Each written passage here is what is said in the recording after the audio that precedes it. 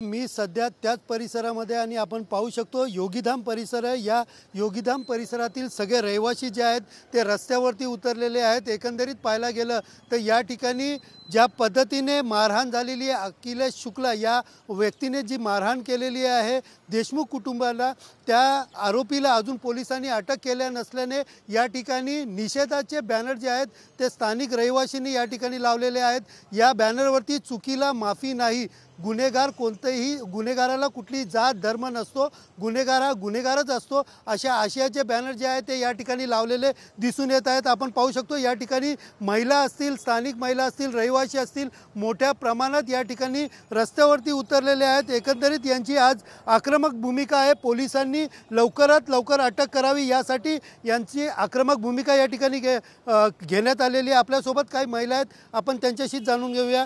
ताई, आज तुम्ही रस्त्यावरती या ठिकाणी उभे आहात, तुम्ही सगळे एकत्र आले आहात, काय नेमकं कारण आहे आणि काय तुमच्या भावना आहेत? जो जीवघेणा हल्ला झाला त्याबद्दल त्याला अटक झाली पाहिजे, त्याला 307 कलम लावलंच पाहिजे आणि आम्हाला न्याय मिळालाच पाहिजे। हे सर्वांच्या वतीने मी सांगते, हा एक भ्याड हल्ला आहे। पोलिसांनी अजून अटक केली नाही, काय सांगाल? पोलिसांनी अटक केली नाही आहे, हे खूप निषेधार्थ आहे। पोलिसांनी त्याला लवकरात लवकर अटक केली पाहिजे। त्याला पोलिसांचा सपोर्ट असल्यामुळेच तो इतकं म्हणजे पळ काढतोय आणि पोलीस त्याला सपोर्ट करत असतील म्हणूनच तो बाहेरून मुलं मागवून किंवा माणसं मागवून एखाद्यावरती जीवघेणे हल्ले करतो। अक्षरशः त्या माणसाला रक्तबंबाळ करेपर्यंत म्हणतात ही माणुसकीला काळीमा फासणारी घटना घडली आहे आणि अशा लोकांना समाजामध्ये राहण्याचं बिलकुल हक्क नाही आहे की जिथे सगळी माणसं गुणागोविंदाने राहतात तिथे तुम्ही अशा प्रकारचा एक जीवघेणा हल्ला करता आणि त्या माणसाला अक्षरशः हॉस्पिटलाइज करून त्याची प्रकृती एवढी चिंताजनक करून ठेवता। तुम्ही काय सांगाल, कशी भीती या ठिकाणी वाटते? आता असं इथे वातावरण झालेलं आहे की मराठी माणूस इथे एकदम स्वतःला असुरक्षित समजतोय, कारण अशी मोजकी लोक काही बाहेरच्या प्रांतातील येतात, सर्व एकत्र राहतात, परंतु अशा मोजक्या लोकांमुळे प्रांत किंवा जात बदनाम होत असते।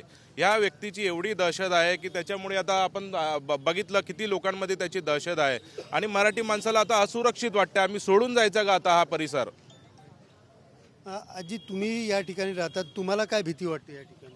आम्हाला पण भीती वाटते, कारण आम्ही सिनियर सिटीजन 3 जण घरात राहतात आणि हे माणसं काही पण कधी पण काही करू शकतात, याची आम्हाला फार भीती वाटते, कारण माझी पोरं बाहेर असतात। आम्हाला सुरक्षा नाही आणि पोलिसांनी त्याला आजच्या आज अटक केलीच पाहिजे। एकंदरीत या ठिकाणी पाहायला गेलं तर मोठ्या प्रमाणात रोज जो आहे या स्थानिक नागरिकांची, रहिवाशांची आहे आणि आपण पाहू शकतो या ठिकाणी मोठ्या प्रमाणात जे आहे ते या ठिकाणी रहिवासी या ठिकाणी जे आहेत ते रहिवासी या ठिकाणी रस्त्यावरती उतरलेले आहेत। पोलिसांनी लवकरात लवकर अटक करावी अशी मागणी जी आहे या ठिकाणी रहिवासी जे आहेत ते या ठिकाणी घेत असल्याचं दिसून येत आहे। कॅमेरा पर्सन गणेश रहाटेसह सुनील जाधव, TV9 मराठी, कल्याण।